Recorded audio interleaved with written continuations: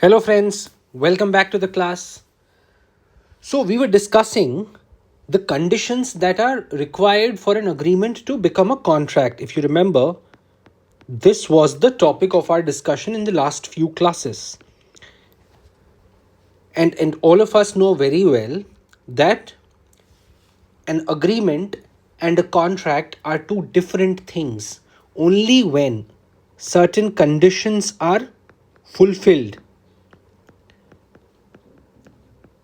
does an agreement become a contract, or in other words, agreement plus fulfillment of certain conditions is contract. And what all conditions have we discussed so far? We have discussed competency of parties, all right, where I told you that the law requires both the parties to an agreement to be competent to enter into that agreement. And we saw that three categories of people are not competent to enter into an agreement. What are those three categories? Number one is a minor, anybody who is below 18 years old. Number two, persons of unsound mind at the time of formation of the agreement, or in other words, whenever they are entering into an agreement, they are of an unsound mind, meaning when they are entering into the agreement, they are not able to understand the nature of the agreement and the consequences which will arise out of that agreement. And the third category of incompetent party is any person who has been prohibited by law from entering into an agreement. You can remember the examples of Ajmal Kasab. If Ajmal Kasab is a prisoner, government may prohibit him from starting a business in India, or cases of willful defaulters who take loans and despite having the capacity to repay the loan, they don't pay it back, like Vijay Mallya.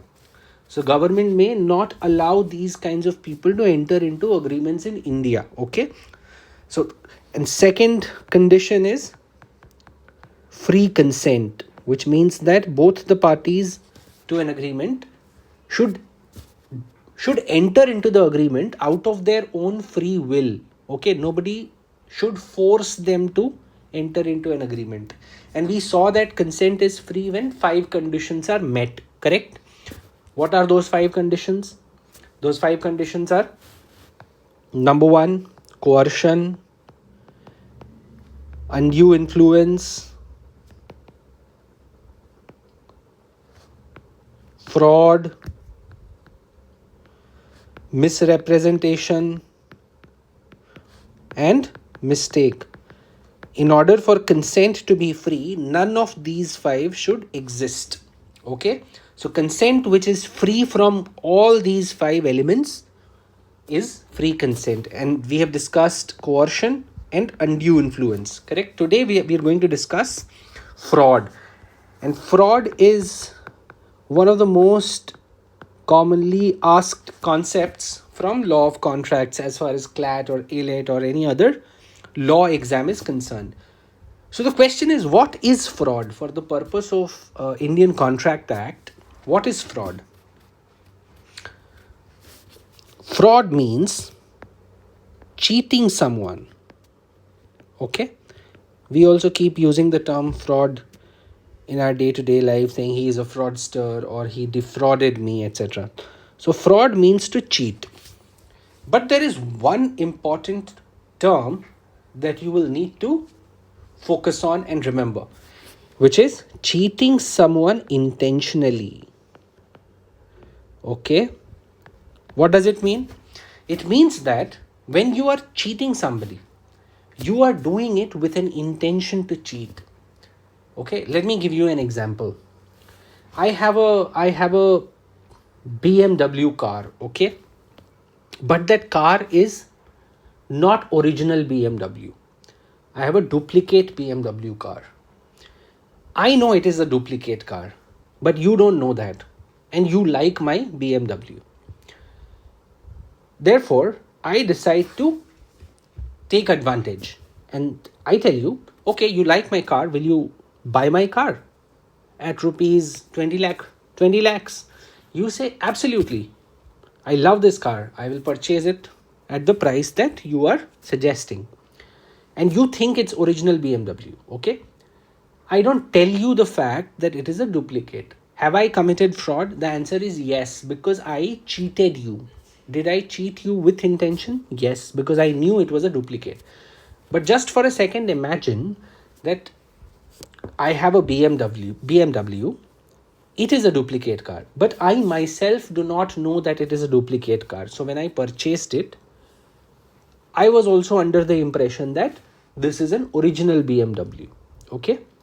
And when I'm selling it to you, at that point of time also, my understanding is that it is an original car, even though it is a duplicate, but I don't know that. In that case, will it be fraud? The answer is no, because I have not cheated you with intention. On my part, there is no intention to cheat, because I myself do not know that the car that I'm selling you is a duplicate car. So you need to remember this term always, that fraud is intentional cheating. Okay, cheating with intention. And why does somebody cheat? Somebody cheats because they want the other side to enter into an agreement. Let's take another example. Let's say I want you, all of you, to enroll in my coaching institute. Okay, and I tell you that look, we will offer 1000 hours of live classes. We have top faculty from top institutions for all the subjects who will guide you personally every day. Okay, and they are available 24/7. We will give you mock tests, books, etc. So you take admission in my coaching institute. However, when you join, you see that all the promises that I had made, those promises were false promises. There's only one faculty, which is me. Okay, and I'm not even available 24/7. I'm not even giving you books on time.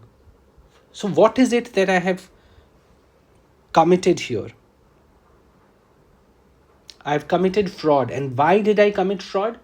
To make you enter into the agreement, or to make you come to my coaching institute. That is the reason as to why fraud is committed. Whenever we talk about an agreement, one party wants the other party is an innocent party. The fraudulent party wants the innocent party to enter into the agreement. And the fraudulent party knows that without committing fraud, the innocent party will not enter into the agreement. Hence, fraud is committed. Okay. Now, based on the examples that we saw, let's write the elements of fraud. Okay. Elements. Fraud exists when, number A, a false statement is made. Number 2, the person making that statement knows it is false. Okay, whoever is making that statement, that person is aware of the fact that he is making a false statement. There is an intention to cheat. That is the third.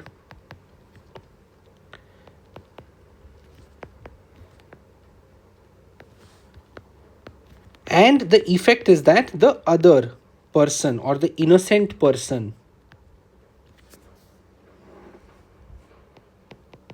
gets cheated. Or in other words, the innocent person signs the agreement or enters into the agreement. Now, these are the 4 elements of fraud that can help you tackle any question on fraud. Okay? For as soon as you hear the word fraud, your first instinct should be to ask whether a false statement has been made. If the statement is not false, then there is no fraud. Second, you should check whether the person making that false statement knew whether he was making a false statement or not. Okay. Third is intention. You will need to check the intention of the party making that statement. And lastly, did the innocent party act on the fraud, or in other words, was the innocent party cheated? For example, you may try to commit a fraud on me, but I do not act on it, which means that let's take the coaching example. When I told you that I have a coaching institute, we have top faculty and all of that, but you do not come to my coaching institute. Okay, that will not be, as in, that may be fraud in other words, but for the purpose of the agreement, it's not, because you have not entered into the agreement. Okay, you decided not to come to my coaching institute, even though I committed a fraud, or I tried to get your acceptance by committing a fraud, but you never accepted my proposal. Okay, so based on this, one thing which you can never forget is intention. As we've been discussing for the last 5 minutes, intention is the heart of fraud.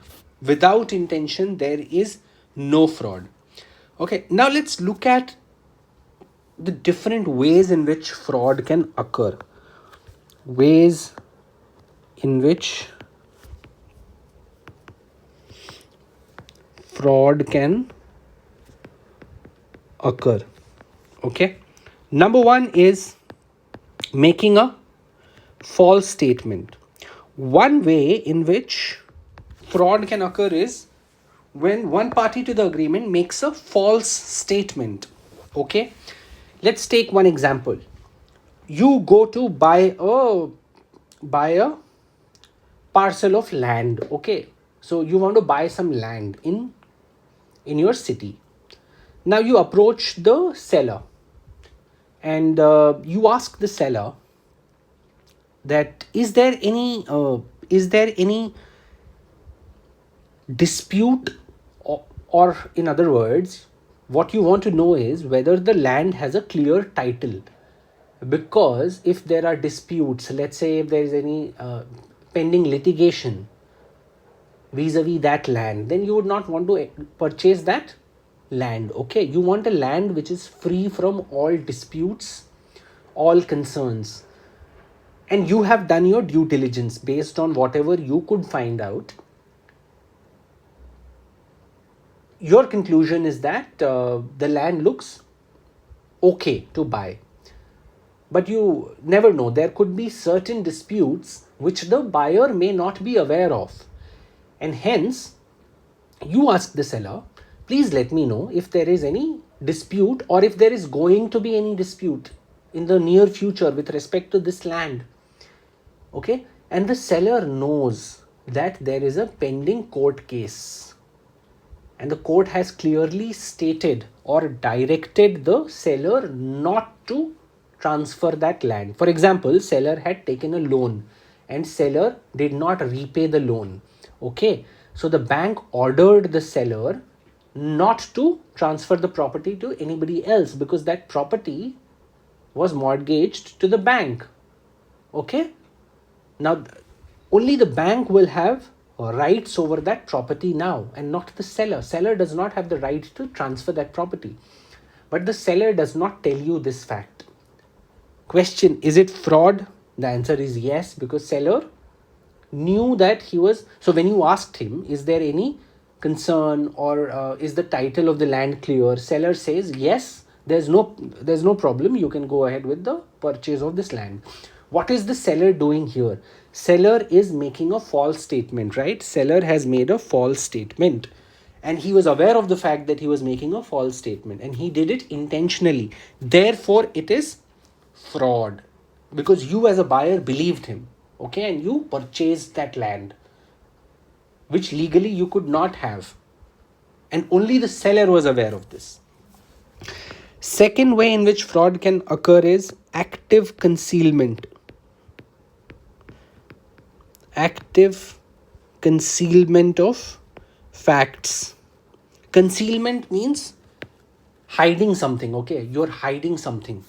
Now let's say you want to take insurance, health insurance, and the insurance company asks you, okay, do you consume tobacco, do you consume alcohol, and you are an alcoholic, let's say, and you are a chain smoker, but you tell the insurance company that no, I don't take alcohol and I've never touched a cigarette in my life.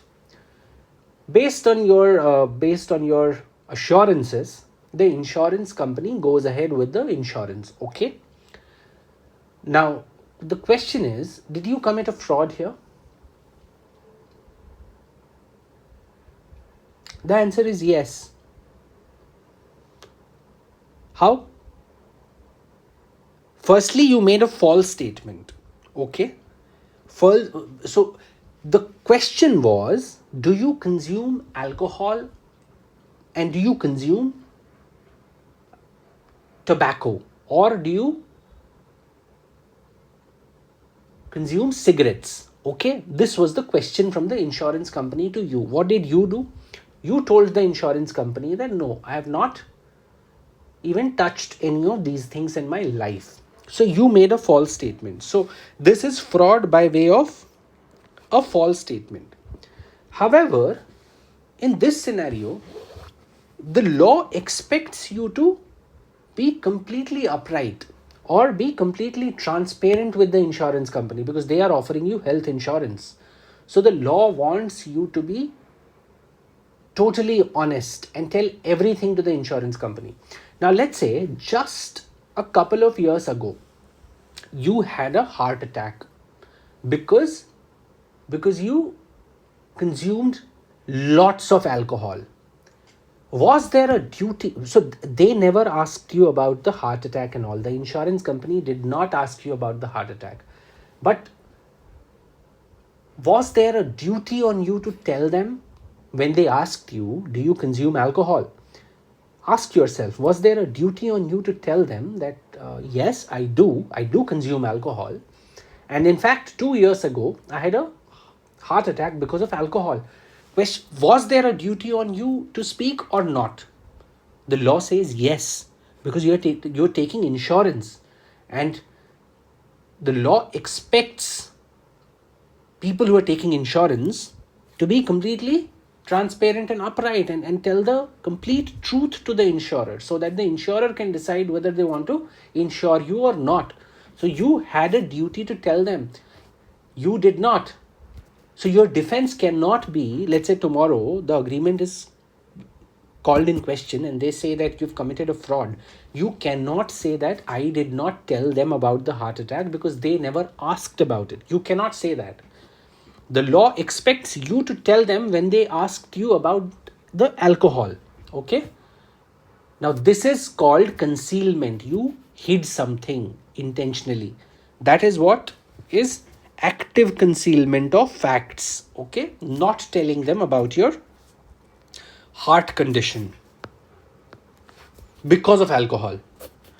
Third way in which fraud can occur is when there is a promise without any intention to perform. What does this mean? Let's say I make an offer to you. I know that you have a lot of money, okay, and I need money. Currently, I need some amount of money. So I make an offer to you that if you give me 10 lakh rupees, then I will start a business and I will also contribute 10 lakh rupees. So both of us will contribute 10 lakh rupees and we will start a business and we will do great. Okay, I give you all sorts of assurances that look, I am also paying equally. Whatever amount I am taking from you, I am also contributing the same amount of money. And this business is going to grow and do well. Okay. However, there's one important fact here. I never intended to start a business. My only objective is to get the money from you. But to get the money from you, I had to tell you a lie. And what is that lie? The lie is that we will open a business with the money that I am taking from you as well as the money that I'm telling you that I am also going to contribute. Okay. So between you and I'm telling you that there will be an agreement. Both of us will be 50-50 partners. Okay. And both of us are contributing 50-50 to the partnership, which is going to and the partnership is going to start a new business. Question: is it fraud?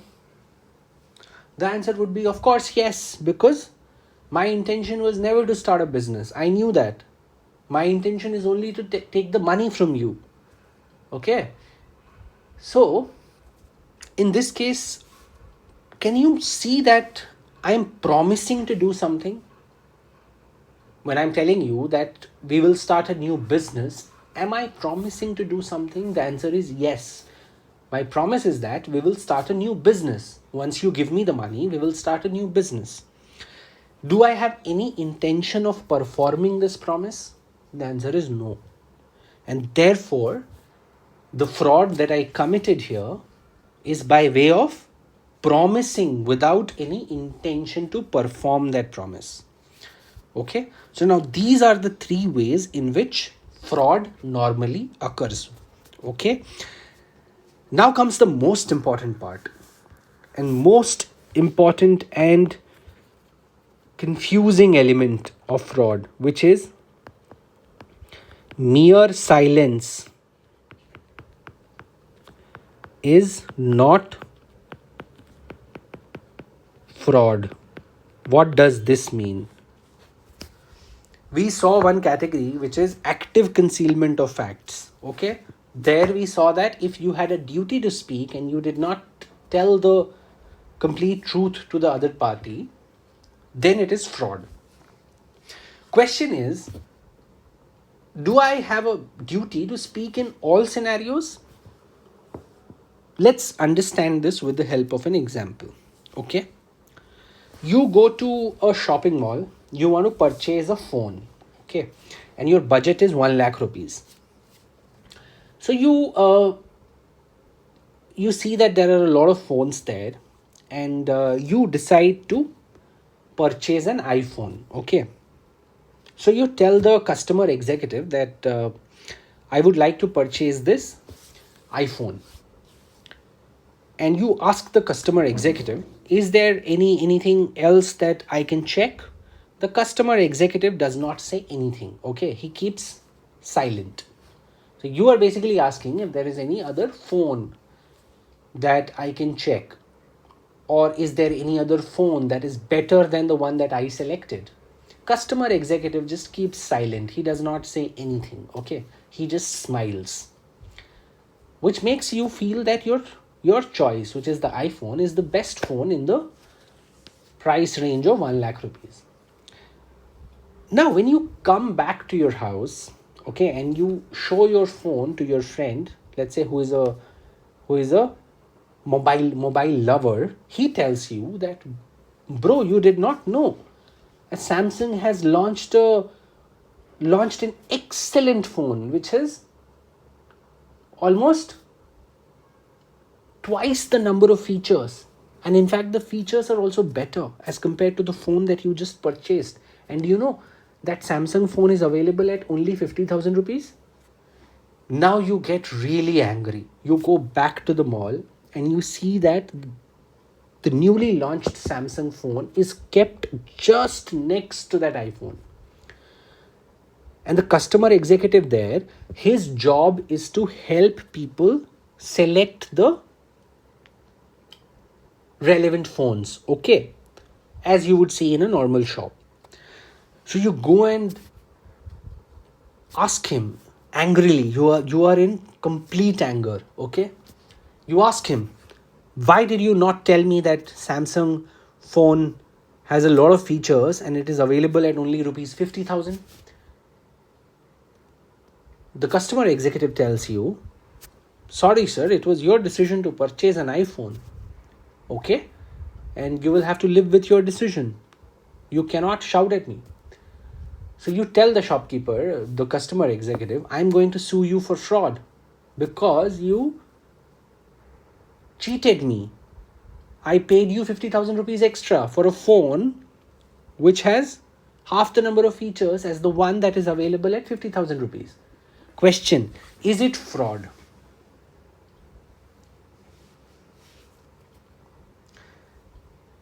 The answer is no.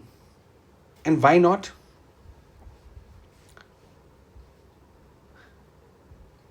Because in this case, the law expects you as a buyer to do your due diligence or inspection. Okay? The law does not mandate or instruct the seller to tell you everything. It was your duty to check. All right. So what do we understand from this? Now we know that mere silence is not fraud. And why is it not fraud?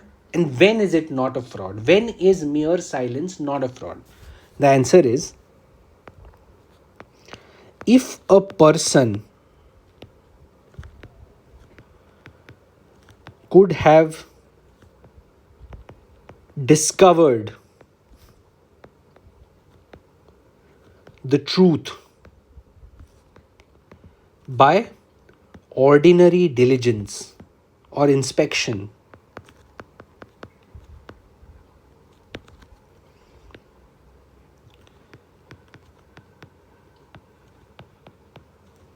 mere silence is not fraud. Another example, you want to buy a Maruti Suzuki car, okay, and you've seen in the advertisement that the mileage of the car is 25 kilometers per hour. So you go to the showroom and you tell the showroom executive that I understand that the mileage of this car is 25 kilometers per liter. The showroom executive does not say anything, okay, he keeps silent. And when you come back with the car, you notice that the mileage is only 15 kilometers per liter. Question, is it fraud?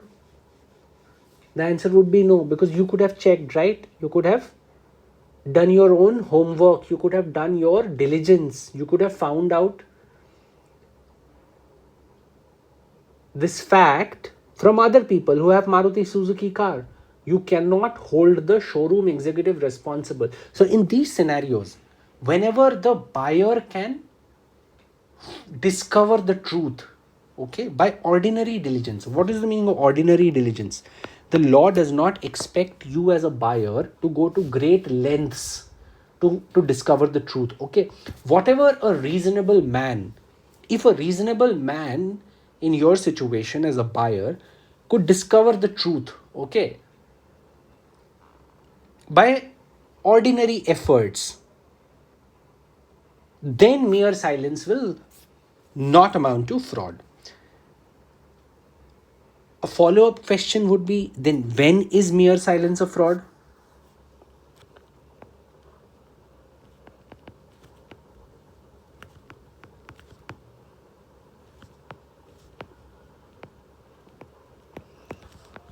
So one category that we just saw was that mere silence will not amount to fraud in all cases, okay. When the buyer can find out the truth by ordinary diligence, then mere silence is not fraud, okay. But there are certain scenarios where silence is fraud, and one scenario that we had seen was active concealment, when there is a duty to speak. You remember the insurance example? When there is a duty to speak,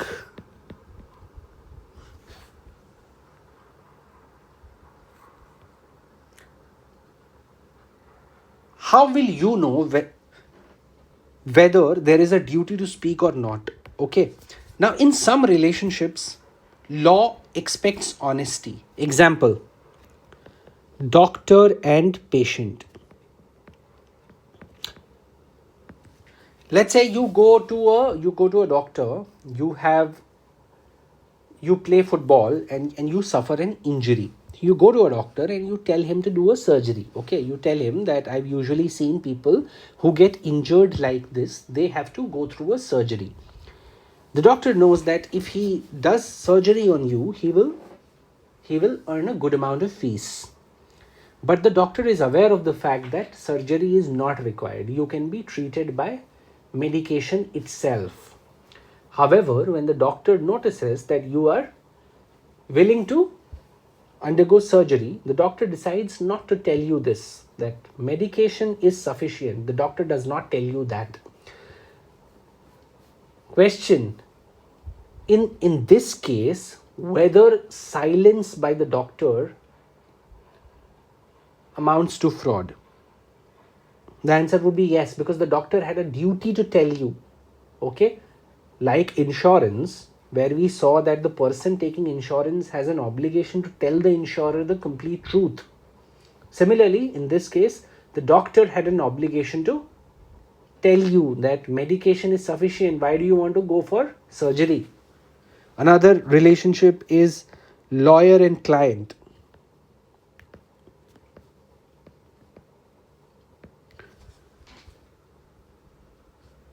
Insurance. Okay, so these are some relationships where there is a duty to speak. And if, as we saw in the doctor case, if the person, the relevant party who has a duty to speak, keeps silent, then it will amount to fraud. All right. Second category is when silence misleads.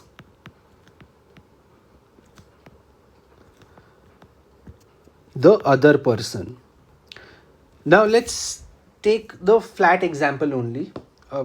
Earlier we had seen the land example. Now let's look at a slightly different one. You want to purchase a house. Okay, so you find out a good house. Okay, you select a good house that you can buy. But before buying that, you ask the seller, is everything all right with the house? Is there anything that I should know? Because the house looks completely fine and I love it. I would like to buy this house. Hope everything else is okay with the house. What you don't know is that just a couple of days ago, the seller had received a notice from the municipal corporation of the city saying that this house has been constructed on government land and therefore it will be demolished in the next 1 month. And that was the reason as to why the seller was selling that house. Seller does not. So when you ask the seller, I hope everything is okay with the house and there's no current issue, past issue, or any issue in the near future. Seller just smiles and does not say anything. When he does that, you got misled, because when he smiled, you thought that, okay, looks like the house is completely fine, because you could not have found out by ordinary diligence whether the seller has received a notice from the municipal corporation. Okay. So in this case, his silence has misled you. And therefore, in this scenario, also silence will amount to fraud. So now we know that there are two fraud, especially vis-a-vis silence. We know that mere silence, one category is mere silence, not fraud. Second category is silence amounts to fraud. Okay, in the first category, what did we see? When is mere silence not a fraud? When the buyer can discover the truth by ordinary diligence. Okay. In this scenario, when does silence amount to fraud? When there is a duty to speak. And we saw a few examples of scenarios where there is a duty to speak. What are those scenarios? Number one, doctor patient, insurance, lawyer client. Okay. Or second, when silence amounts to, or when silence misleads the other party. Okay. And you can remember the house example where the buyer specifically asked the seller, is there any problem with the house? And the seller kept quiet. So the silence was misleading. Okay. He could have told the buyer, he should have told the buyer, which he did not. So in those scenarios where silence misleads the other party, okay, that in that scenario also silence amounts to fraud. So whenever you get a question, and this is the most common uh, area from where questions are asked. Any question on silence amounting to fraud or not, first thing that you need to check is, that will be your step one. Can the buyer discover the truth by ordinary diligence or not? This is your first question that you will ask whenever you come across any problem on silence amounting to fraud or not. Okay? And if the answer is yes, the buyer could have discovered the truth by ordinary diligence, then your answer will be it is not fraud. And if the buyer could not have discovered the truth by ordinary diligence, then mere silence will amount to fraud. Okay? And what is the effect of fraud on an agreement? Effect of fraud on agreement. What does fraud do to an agreement? So we had seen that when we talked about in minors, the agreement is void ab initio. When we talked about coercion, we saw that agreement becomes voidable. Undue influence also, agreement becomes voidable. So fraud also makes an agreement voidable, meaning agreement can be cancelled or proceeded with at the option of the party deceived. Voidable at the option of the party deceived, meaning cheated person, the person who has been cheated, can cancel the contract